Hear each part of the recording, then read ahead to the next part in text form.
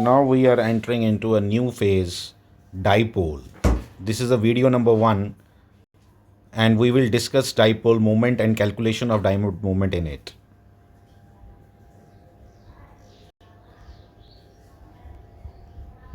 This is a dipole. What is a dipole? देखो ध्यान से, अगर दो charges minus Q and plus Q same charges same important है, एक माइनस और एक प्लस होना इंपॉर्टेंट है। अगर ये एक साथ हों, अगर हम उनको एक सिस्टम की तरह माने तो हम इसको, ये हैं दो चीज़ें लेकिन अगर हम इनको एक माने दोनों को तो इसको हम बोलते हैं dipole. We call it dipole. ये कहाँ से नई चीज़ आ गई? मतलब अगर हम डाइपोल पढ़ रहे हैं तो क्या अब ट्राइपोल भी पढ़ना है इसके बाद, कि जिसके अंदर 3 चार्जेस होंगे, फिर 4 वाला भी पढ़ना है? ऐसा नहीं है। तो फिर हम ये क्यों पढ़ रहे हैं पर्टिकुलरली डाइपोल? पर्टिकुलरली डाइपोल पढ़ने का ये कारण है कि कुछ, जैसे हमें मालूम है कि दुनिया का हर मटेरियल मॉलिक्यूल से बना है और मॉलिक्यूल्स जो हैं वो डाइपोल से बने हैं। अगर मैं आपको वाटर की बात करूं, आप केमिस्ट्री के अंदर ये सब पढ़ चुके होते हो। ओ, ऐसा स्ट्रक्चर आपने बहुत बार देखा होगा। ये मैं दोबारा बना देता हूं। O bond bond minus minus ये प्लस, ऐसे करके ये दो डाइपोल्स हैं और ये एंगल कोई 104 पॉइंट समथिंग 5 डिग्री का एंगल रहता है, कुछ ऐसा है, 504 डिग्री एंड 5 मिनट्स का कुछ एंगल है। ये वो हमारे लिए इंपॉर्टेंट नहीं है कितना एंगल है, वो केमिस्ट्री की बात है। मैं जस्ट आपको बता रहा हूँ कि what is the importance of studying dipoles. तो देखो इसके अंदर दो डाइपोल बने, 1 2। ऑब्वियसली इन एक पॉजिटिव, एक नेगेटिव चार्ज और एक पॉजिटिव चार्ज के कारण डाइपोल बना, और इसके बीच का जो ये लेंथ है इट इज़ इन एंगस्ट्रॉम, बहुत कम होती है बॉन्ड लेंथ। तो प्रैक्टिकल यूज इसका सिर्फ इतना ही है। फिजिक्स के अंदर नहीं हम इन एलिमेंट्स के अंदर घुसने वाले हैं, इन कंपाउंड्स के अंदर घुसने वाले हैं, लेकिन हम ओवरऑल बताएंगे कि डाइपोल क्या है, उसकी कैलकुलेशंस कैसे की जाती हैं, उसके कारण इलेक्ट्रिक फील्ड कैसे कैलकुलेट करेंगे, उसके कारण पोटेंशियल क्या होगा, क्योंकि नेचर के अंदर ये एज इट इज पाया जाता है। पॉजिटिव अलग और नेगेटिव अलग नहीं पाया जाता। जब हम मॉलिक्यूल्स की स्टडी की बात करेंगे तो तब ये दोनों इकट्ठे हैं, negative charge and positive charge, and they form one dipole.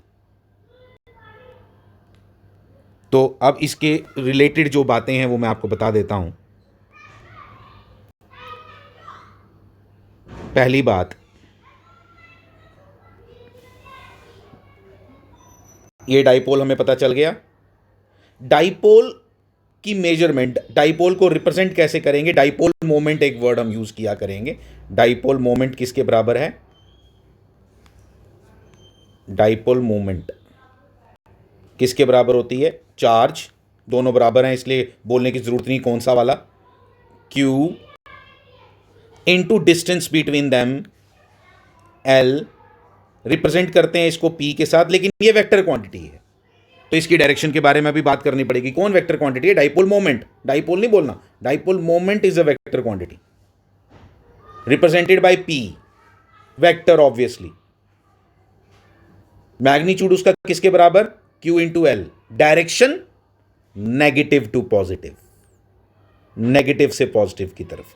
हमेशा हमेशा कन्वेंशन है, याद रखना, ये नेगेटिव टू पॉजिटिव याद रखना है प्लीज ये, ठीक है। और मैंने क्या किया है, मैंने इस नेगेटिव टू पॉजिटिव को डायरेक्शन बताना, आपको बड़े अच्छे से मालूम है जब डायरेक्शन की बात आती है ना तो यूनिट वेक्टर यूज किया जाता है। तो इसलिए मैंने मैग्नीट्यूड यहां लिखा। अब मैं डायरेक्शन बताना चाहता हूं इसकी, तो डायरेक्शन क्या बताऊं? इसकी डायरेक्शन क्या बताऊं? नेगेटिव से पॉजिटिव, जो मैंने डायग्राम में शो की है, ये ऐसे नेगेटिव टू पॉजिटिव,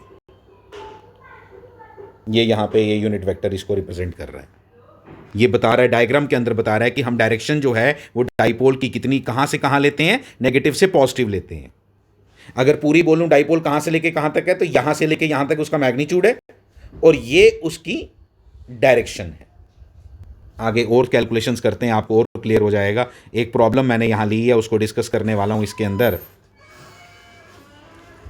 ये लो, ये न्यूमेरिकल के बिना ना चीज़ें पूरी तरह से क्लियर होती नहीं हैं, ठीक है। इसलिए न्यूमेरिकल करो, और उधर थियरी में मैं जितना मर्जी आपको घुमाता जाऊं ना कि ये है वो है वो, आपको क्लैरिटी तब तक नहीं आएगी जब तक आप इस पे प्रॉब्लम देखो, आपको पता चलेगा हम क्या बात कर रहे हैं एक्चुअली। जैसे अभी मैंने एक स्ट्रक्चर बनाया था, किसका किसका स्ट्रक्चर बनाया था अभी, उसका वाटर का। तो ये देखो, तो उसको उसी को फिजिक्स ऐसे दिखेगी, दो dipole moments, negative to positive, समझ आ गए आपको, पी पी, जिसकी वैल्यू कितनी होगी कि कोई बड़ी बात नहीं है पता लगाना, और इसके बीच का एंगल अगर मुझे मालूम हो, दोनों वेक्टर्स हैं, पैरेललोग्राम लॉ लगाओ, नेट मिल जाएगा, net dipole moment due to a water molecule, तो हमें पता चल जाएगा पी नेट कितना आया, ठीक है। तो उस पर बात नहीं कर रहे क्योंकि उसका एंगल बड़ा अजीब सा है, जिसकी कैलकुलेशन हम बिना साइंटिफिक कैलकुलेटर के कर नहीं पाएंगे, और भी कुछ डेटा हमें चाहिए होंगे। तो अभी यहाँ पे फॉर द टाइम बिंग मुझे दिए हुए हैं, ये देखो इस डायग्राम में मुझे बोला गया कि इस फिगर में बताओ, ये है इस ओरिजिन पे पड़ा है कौन, ओरिजिन पे पड़ा है -2q, यहाँ पे d डिस्टेंस पे पड़ा है q, ऊपर भी d डिस्टेंस पे पड़ा है q, तो बताओ इसका नेट डाइपोल मोमेंट इस पूरे सिस्टम का क्या होगा, नेट डाइपोल मोमेंट इस पूरे सिस्टम का क्या होगा, ये मुझे बताना है। बड़ी बात नहीं है, इस -2q को आप पढ़ो, क्योंकि डाइपोल तो तब बनेगा जब इसका कॉम्बिनेशन भी इसके साथ बनेगा और इसका भी। तो हम क्या करते हैं, इसको एक -q इसको दे देते हैं, एक -q इसके साथ ले लेते हैं, इसलिए एक डाइपोल मोमेंट इधर बन जाएगा, एक डाइपोल मोमेंट इधर बन जाएगा, फ्रॉम नेगेटिव टू पॉजिटिव, याद होना चाहिए हमें। एरो कैसे लिए ये आपको समझ आ गया, आपको समझ आ गया कि ये दोनों डाइपोल किसके बराबर होंगे, Q into L, Q L नहीं, यहाँ डी दिया हुआ तो डी बोलो। मैं अब नेट निकालना चाहता हूँ, डायग्राम बन भी गई, मैंने बनाई है, आगे आप देखोगे अच्छे से।